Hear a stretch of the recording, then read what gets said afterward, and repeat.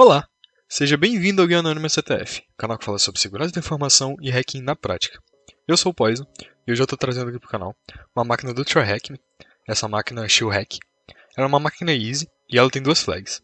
Mas antes de começar, eu gostaria de ressaltar aqui para vocês que todo o conhecimento que será passado nesse vídeo é só para fins acadêmicos, beleza? Não utilize o conhecimento que será demonstrado nesse vídeo para atacar empresas ou pessoas que vocês não tenham permissão para isso, beleza, rapaziada? Sendo assim, bora pro vídeo.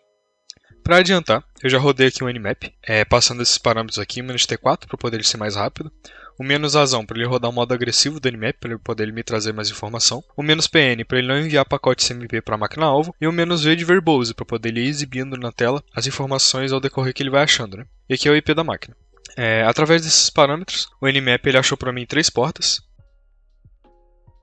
Ele achou a porta 21, que é a porta padrão do FTP, e utilizando o modo agressivo do Nmap, que ele roda alguns scripts padrões e tal, a gente já consegue perceber que o modo anônimo de login do FTP está ativo, então a gente consegue entrar no FTP utilizando credenciais padrões. A porta 22, que é a porta padrão do SSH, e a porta 80, que é a porta padrão do HTTP, que está rodando aqui também um serviço Apache. Para adiantar aqui embaixo, eu também já deixei rodando um GoBuster, porque via de regra o GoBuster demora muito para rodar na minha VPN do TryHackMe. Eu já deixei aqui rodando. Eu passei o GoBuster, nome da ferramenta, dia para selecionar a opção de diretório, "-U, URL, "-W, word list, "-T, número de threads, "-X poder passar a extensão. Né? Aí através do GoBuster, ele achou esses diretórios e arquivos aqui, que eu já vou até deixar aqui salvo anotado. E beleza. Como a gente já viu, até que o login anônimo do FTP está habilitado aqui, a gente pode tentar logar no FTP logo e ler esse arquivo note.txt que está dentro do FTP. Né? Então eu vou aqui copiar o IP da máquina-alvo. Então FTP, o IP. Como o login anônimo está ativo, eu logo aqui como anonymous, sem senha. E aí a gente conseguiu logar no FTP. Eu vou dar um ls-la aqui, para poder listar os arquivos que tem aqui dentro. E aparentemente só tem esse arquivo note.txt. Eu vou dar um get nele, para poder baixar ele para minha máquina. Dá um pwd aqui só para saber qual diretório que a gente está. A gente está na raiz do sistema, então realmente só tem esse arquivo aqui dentro do FTP. Vou sair do FTP, que a gente já pegou o arquivo que a gente precisava. Vou dar um cat nele. E essa mensagem, aparentemente, ela foi escrita por esse usuário aqui chamado Apar, que ele está falando que esse outro usuário disse para ele que existe algum filtro nas strings que estão sendo passadas pelo input de comando, né? Estão sendo passadas no comando. Então provavelmente vai ter alguma área de comandos aí dentro dessa máquina. E tem alguma coisa filtrando aí, né? Então é algo interessante para poder a gente testar, né? A gente já vai ficar de olho em inputs e esse tipo de coisa nessa máquina. E outra coisa interessante é que a gente já tem 2 usuários dessa máquina. Então talvez se a gente conseguir, por exemplo, alguma chave de SSH, alguma senha, a gente já pode testar com esses usuários. Então eu vou deixar aqui esse arquivo salvo aqui. E vou partir agora lá para a página web, né, do nosso CTF. Vou entrar aqui. Beleza, a página aqui carregou. A gente descendo aqui para baixo. Aparentemente ela se trata de futebol, né? Só tem foto de futebol aqui. Se bem que tem uma bola de basquete, tem outras coisas aqui. Fala sobre esporte no geral, né? Mas ok. Tem um negócio de corrida aqui. Olhando aqui no Appalisa, a gente vê que está rodando um Apache no servidor Ubuntu. Tem essa versão da Apache aqui, mas que eu saiba, não tem nenhuma vulnerabilidade nela. Então eu vou deixá-la de lado aí por enquanto. Olha o código-fonte da página só por desencargo de consciência. Porque às vezes no CTF do TryHackMe tem... Não só no TryHackMe, mas geralmente no TryHackMe. Tem algumas hints em comentários assim, né? Então pode ser que tenha alguma coisa. Mas aparentemente aqui não tem nada demais pra gente. Eu vou fechar esse cara então. Já vamos começar logo, né, pelos inputs. Aqui tem esse input de search. Eu vou passar um A aqui só para ver o que acontece. Mas aparentemente esse input nem funciona. Existe aqui também no cabeçalho aqui da página outras páginas HTML, né, que a gente pode estar dando uma olhada. Então eu vou começar aqui listando uma por uma. Né. Eu vou dar uma olhada também no output lá do GoBuster. E através daqui a gente consegue ver que ele achou algumas páginas que estão aqui no próprio cabeçalho. Né, como about.html, blog.html, página de contato. Deve ser essa daqui, né? Tem um contato.php e o contato.html. Só que uma coisa que a gente consegue perceber aqui de bem interessante é o seguinte. Existe nesse servidor esse /secret. Então, existe um diretório secreto, né, nesse servidor.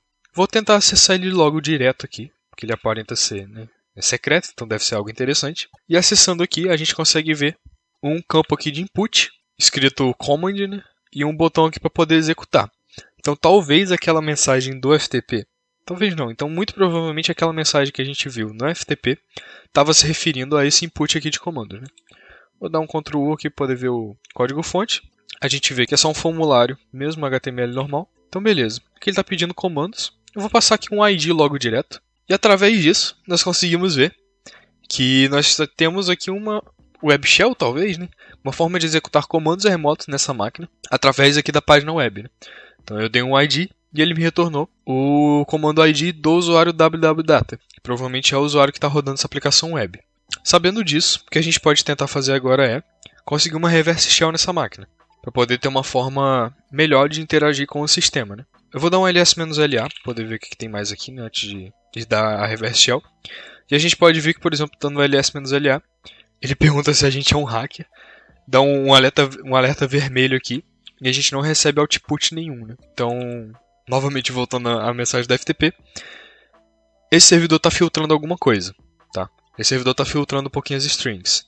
Então a gente pode ir testando aqui para poder descobrir o que ele está filtrando, o que ele não está filtrando. Se eu der um ls aqui, por exemplo, ele já bloqueia, né? Então o ls é um comando que ele está bloqueando. Só que o id foi um comando que ele aceitou na boa. Então o que a gente pode tentar fazer aqui é concatenar os dois comandos. Então, por exemplo, eu dou um id, ponto e vírgula ls, para ver como que a aplicação interpreta isso. E através disso a gente consegue ver que a aplicação aceitou o nosso ls, né? Então a gente meio que fez aqui um command injection, né? Assim por dizer, que a gente conseguiu injetar comandos concatenando, né? Botando aquele ponto e vírgula e colocando outros comandos na frente. Por padrão era para a aplicação estar filtrando isso, só que a partir dessa injeção de comandos, né, dessa concatenação, a aplicação aceitou e retornou aqui para a gente os arquivos lá, né, o output do ls, que é esse images aqui e o index.php. Dá um Ctrl aqui, poder ver isso aqui de uma forma melhor. E realmente aqui, ó, index.php e o images e aqui o output do ID. Sendo assim, o próximo passo é a gente pegar uma reverse shell, né? Eu copiei aqui uma reverse shell que utiliza o bash, né? Então eu vou trocar aqui a porta, vou botar a porta 443, que é a porta que eu vou deixar aberta no meu netcat, e aqui no IP eu vou pegar o meu IP da VPN. Eu vou copiar esse cara, colar aqui, vou abrir o netcat, deixar a porta aberta ouvindo, e vou colar essa payload reverse shell aqui nesse input de comando, né? Só que, como a gente pode ver, a aplicação está filtrando também esse tipo de coisa. Então eu vou tentar passar da mesma forma que a gente passou lá o ls, né? Vou dar um id, dois pontos, id, ponto e vírgula, e passar payload para poder ver se a aplicação executa isso. E bom, está carregando aqui. Então nós conseguimos aqui uma reverse shell nessa máquina. Vou dar um ls-la, aqui a gente já consegue dar nossos comandos normalmente. Vou dar um eris python, para ver se tem Python na máquina. Tem Python na máquina. Então vou tentar pegar uma shellzinha aqui um pouquinho melhor. Python 3, "-c".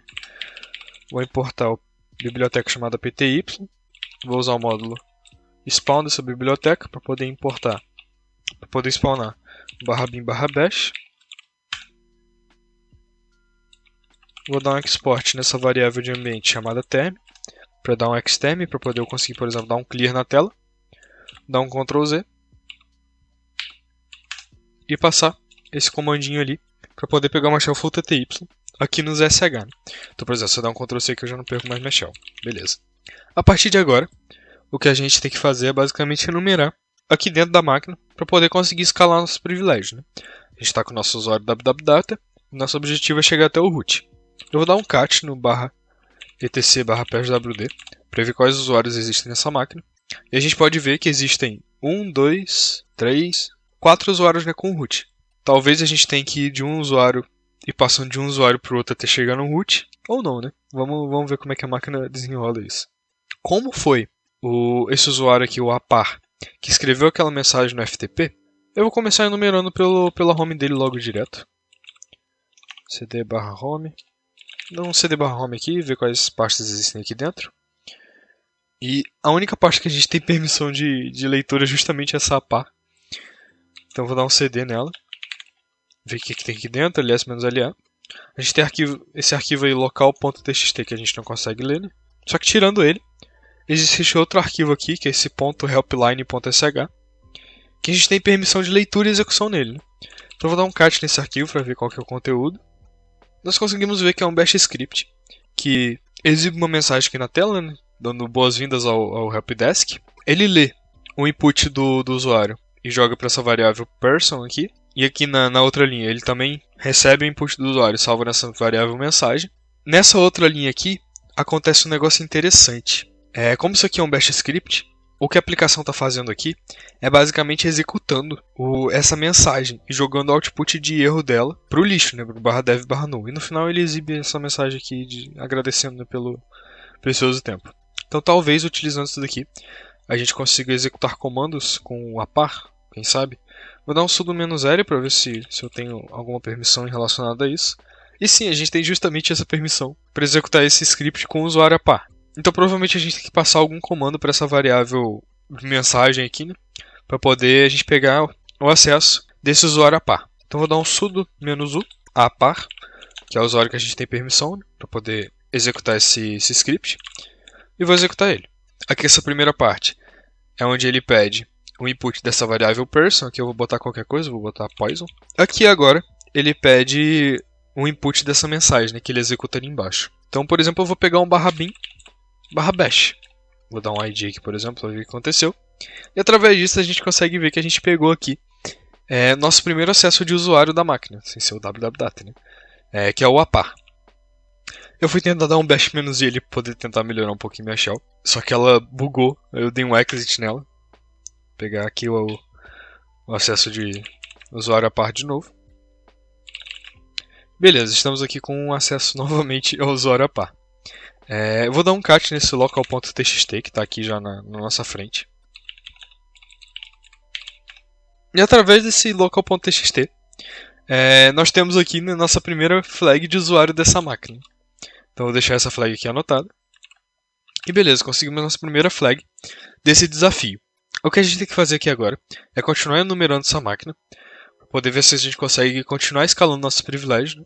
De repente para outro usuário, ou até mesmo para o root logo direto. Eu vou dar um cd no .ssh aqui dele, e vou colocar a minha chave pública aqui nesse authorized keys, para conseguir logar nesse usuário através desse SSH, né? Para poder ter uma shell melhorzinha, porque essa shell aqui é meio cagada. Então eu vou dar um cat /.ssh id rca.pub, que é a minha chave pública aqui do meu Kali.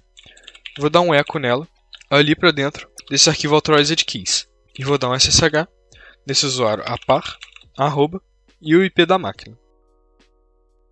E beleza, conseguimos aqui acesso de SSH nesse usuário a par. Então eu vou fechar essa outra shell aqui que a gente não precisa mais dela. Fechar essa shell aqui em cima também. Ok. ls-la, clear. Tudo funcionando corretamente. Beleza. O que a gente tem que fazer é continuar enumerando essa máquina aqui por dentro, para poder achar de repente algum outro vetor aí de escalação de privilégio, para a gente conseguir chegar no nosso objetivo final, que é o root, né? Eu vou começar fazendo isso, procurando aqui por arquivo só id, né? Então eu vou dar um find /-perm -4000. Vou jogar o output de erro disso lá para o /dev/null. Ele achou alguns binários aqui, só que não dá pra gente fazer nada com nenhum desses binários, né? O que a gente pode ver também são os capabilities dessa máquina. Então eu vou dar um get cap -r no bar e vou jogar também o output de erro lá pro lixo. E ele só achou esse arquivo aqui com capability, que a gente também não consegue fazer nada com ele, né? Então beleza. Eu vou dar uma olhada lá nos arquivos do servidor web para poder ver se a gente consegue achar alguma coisa interessante lá, né? Então, por padrão, como ele está rodando um Apache, o diretório padrão é o /var /www /html, né? Aqui é um HTML, ls-la, e aqui nós temos os arquivos lá do nosso servidor web. Uma coisa que destaca aqui, se a gente prestar atenção, é esse contact.php. Todos os outros arquivos são HTML, e esse aqui é o nosso único arquivo PHP. Então, talvez esse arquivo aqui ele tenha alguma conectividade com o back-end dessa máquina, né? Então eu vou dar um cat nele, poder ler o conteúdo desse arquivo. Mas aparentemente não tem nenhuma informação sensível dentro desse arquivo. Dá um ls-la aqui de novo. Vou dar um cd nessa pasta secret ali, né, que foi a pasta que a gente utilizou para conseguir acesso de RC nessa máquina, para conseguir executar comandos nessa máquina. Vou dar um cat nesse index.php. Mas esse index.php ele também não tem nenhuma informação que seja sensível para a gente agora. Então eu vou voltar a alguns diretórios. para ver se tem algum outro diretório aqui dentro dessa pasta var www. E a gente consegue ver que existe esse outro diretório chamado files. Vou dar um cd nesse files, ls-la, e aqui nós temos alguns outros arquivos PHP. Eu vou dar um cat nesse account.php e através dele a gente pode ver que essa máquina ela tem uma certa conectividade com um banco de dados, né? Porque aqui ele está executando um código SQL, né? Então provavelmente ele está fazendo alguma consulta no banco de dados para buscar pelo nome do usuário e pela senha dele, né? Vou dar um cat no hacker.php para ver o que tem de interessante aqui. Não tem nada de interessante pra gente. Então por fim vou dar um cat no index.php para ver o que tem aqui. E através disso nós conseguimos ver o usuário, que aparenta ser esse usuário root, e isso aqui que aparenta ser a senha do banco de dados, né? Então eu vou deixar isso aqui salvo e vou tentar logar no banco de dados utilizando essas credenciais que a gente achou, né? Então eu vou dar aqui um mysql menos o root menos p, dá um enter, vou colar aqui a senha. Nós conseguimos assim acesso ao banco de dados dessa aplicação. Vou dar um show database para descobrir quais são as databases disponíveis nesse MySQL. Se a gente der uma olhada aqui em cima, né, se a gente voltar ao código PHP, a gente vê que ele está usando esse dbname aqui, esse web portal. Então eu vou dar um use nesse cara. Beleza, estamos nesse banco de dados. Eu vou dar um show tables para ver quais são as tabelas desse banco. A gente só tem uma tabela, que é essa tabela users. Então eu já vou dar logo um select asterisco nessa tabela users, para já extrair toda a informação que tem dentro dela. E nós conseguimos assim 2 usuários e 2 senhas, né? Se a gente voltar ali ao código PHP, nós conseguimos ver que essa senha está em hash MD5, né? Em algum ponto aqui desses arquivos PHP eu vi isso. Não lembro onde. Aqui, ó, hash. Ele dá um MD5 nesse cara. Então provavelmente esses hashes aqui são hashes MD5. Vou copiar esses carinhas, vou colar aqui no bloco de notas. A gente já tem nosso usuário a par, né? A gente já está logado nele. Só que existe esse outro usuário aqui na máquina que a gente ainda não tem acesso a ele. Então provavelmente essa senha aqui, se a gente quebrar essa senha, a gente vai conseguir logar nesse usuário. Então vou copiar esse cara. Vou usar um site muito interessante chamado CrackStation. Ele é um site que ele faz a quebra de alguns tipos aqui de hash, né? Tem aqui os tipos que ele suporta. É um site muito bom, recomendo. E o CrackStation, ele quebrou essa senha pra gente. E ele descobriu que a senha lá daquele outro usuário é essa master password aqui. Então eu vou copiar esse cara aqui também. Deixar aqui salvo. E vou tentar usar essa senha para logar nesse outro usuário. Então eu vou sair aqui do MySQL, que a gente não precisa mais dele. Dá um cd lá no home para poder ver o nome desse usuário direito. Vou dar um su. Nurod, sei lá como é que fala o nome desse usuário. Vou colar a senha dele. E provavelmente eu colei a senha errada. Deixa eu copiar aqui de novo. E bom, né? Deu a senha errada de novo. Então provavelmente essa senha não é a mesma desse usuário dessa máquina. Então provavelmente essa senha aqui deve ser só a senha lá da página web. E a senha aqui da máquina do servidor desse usuário é outra. Vou continuar enumerando aqui a aplicação.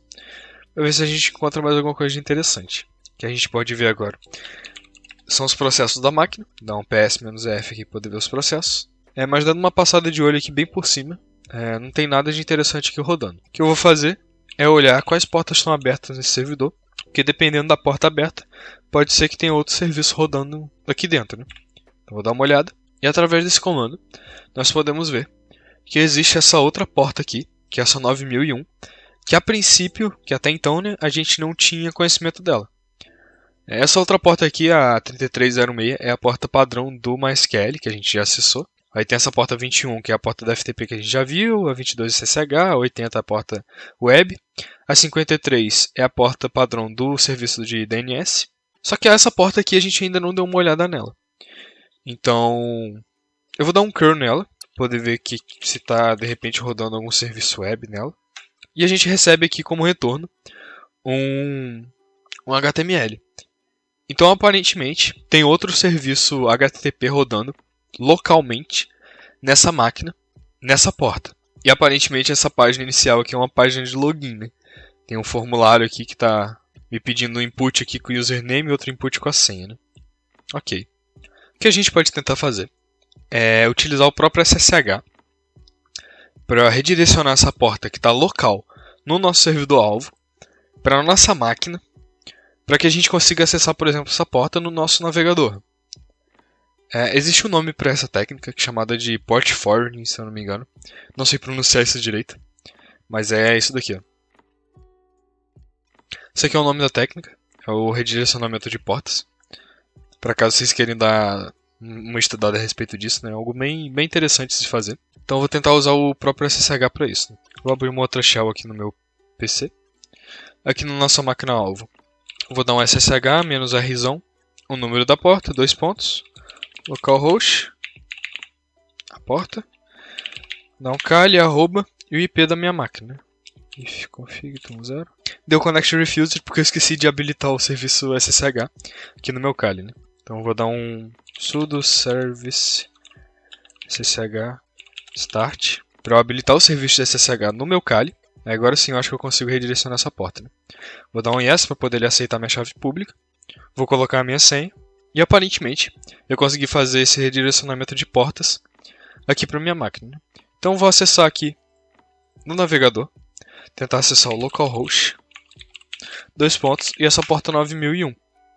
Poder ver se a gente consegue acessar a página HTML lá do servidor. E a gente conseguiu aqui, né? Estamos aqui com aquele HTML, com aquela página de login, que estava rodando só local no servidor-alvo, agora está aqui também local na nossa máquina. O que a gente pode tentar aqui de cara é um admin, para ver se loga na aplicação. E ele deu invalid username or password. O que a gente pode tentar aqui também é um SQL injection, bem simplesinho, né? Poder ver se ele passa. Então eu passo a máscara simples, or 1 igual a 1 e comentar o resto. E nós conseguimos aqui logar nessa página web. Né? Então nós vemos que aquela página web está realmente vulnerável a SQL Injection. Daí aqui ele fala que a gente chegou bem longe, né? E fala que a gente tem que olhar na escuridão, que a gente vai achar nossa resposta. Olhando aqui o código-fonte, nós não temos nenhum comentário. Entretanto, nós temos essas duas imagens. Né?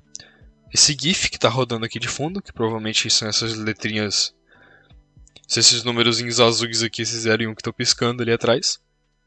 E essa outra imagem aqui, que é o hacker com o laptop, né? Que é esse notebook aqui, essa foto aqui. O que a gente pode tentar fazer é baixar essas imagens para a nossa máquina, tentar analisá-las, poder ver se tem alguma coisa nelas. Né? Vou dar um wget nessas imagens. Né?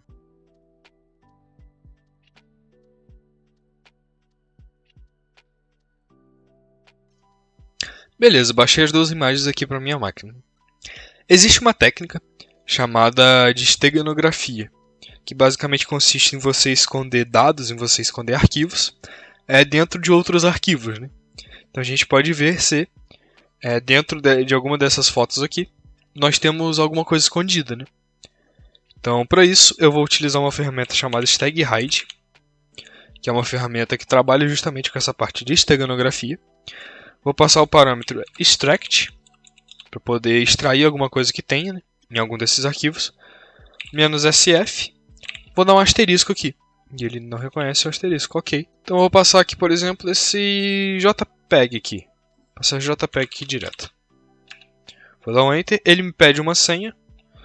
Eu vou dar um Enter aqui direto.